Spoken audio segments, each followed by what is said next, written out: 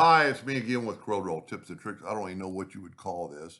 Floral design, wave design. Pretty easy to draw, and if you will kind of take a screenshot of that right there, that's what we need. I'm going to use the circle or ellipse like I normally do with the envelope tool in lines, but I'm not going to use the envelope tool. I was holding down the control button to get that thing perpendicular. I'm going to rotate this 10 degrees, Control D, and then mirror it. So this is our writing surface. I don't have the other circle like I normally do for um, an envelope tool because we're not going to envelope this guy. So I'm going to take an ellipse about that size, but I want it right on this line.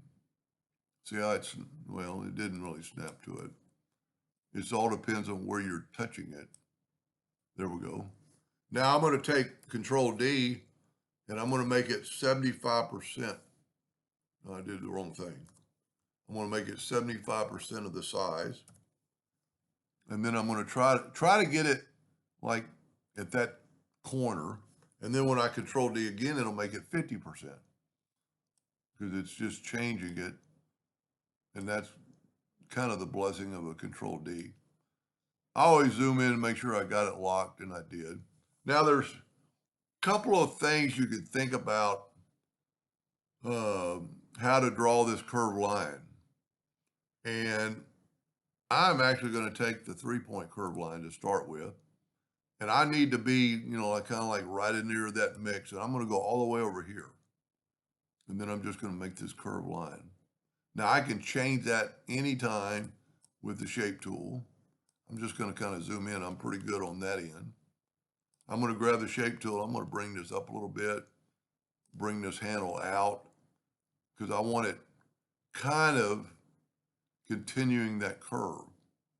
Now we could try this. I'm going to try this. I'm going to hit the plus key on the keyboard on this line and put the next one there.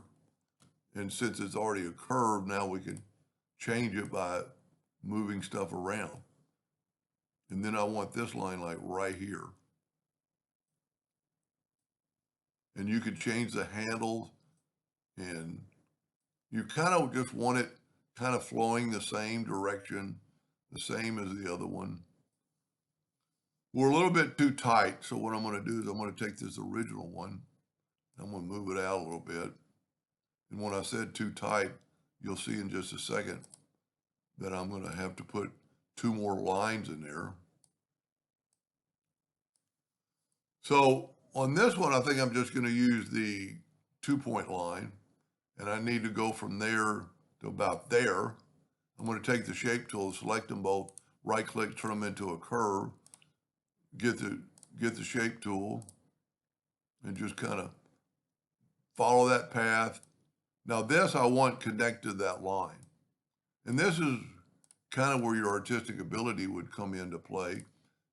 You want it kind of continuing on that line.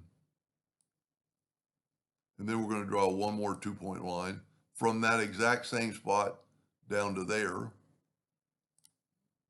Get the shape tool. So, well,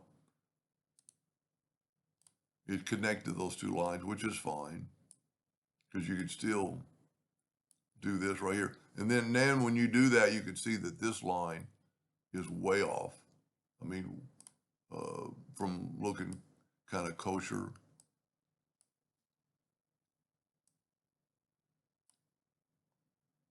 That doesn't look that bad. Now, the truth in the pudding is when you take away these lines, and I can see right there, I've got a little bit of a step, but I don't think anybody's going to see it.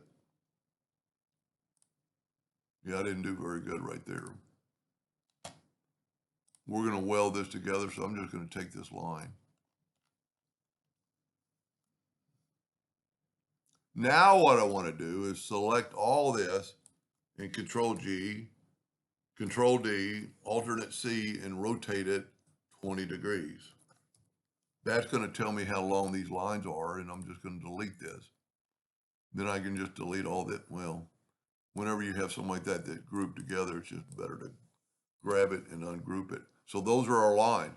Now I'm going to take this and make it something thicker than a hairline.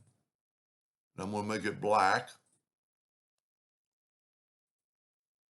And in a lot of cases, it's not going to weld.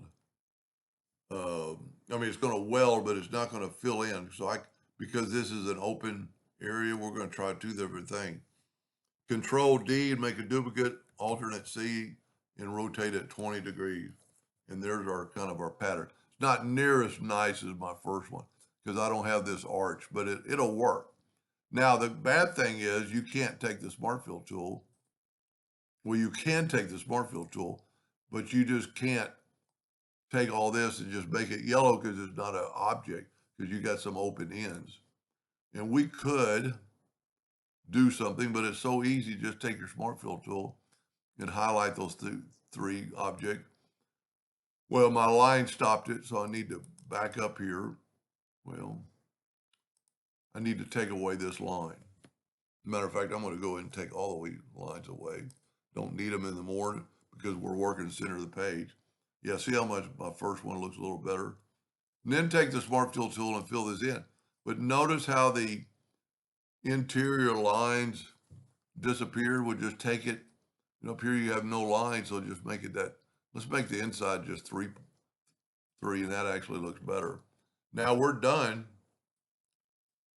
Control D to duplicate, alternate C to rotate it from the center of the page and rotate it at 20 degrees. So this one's not near as artistic as my first one, where you can actually look at but you get the idea.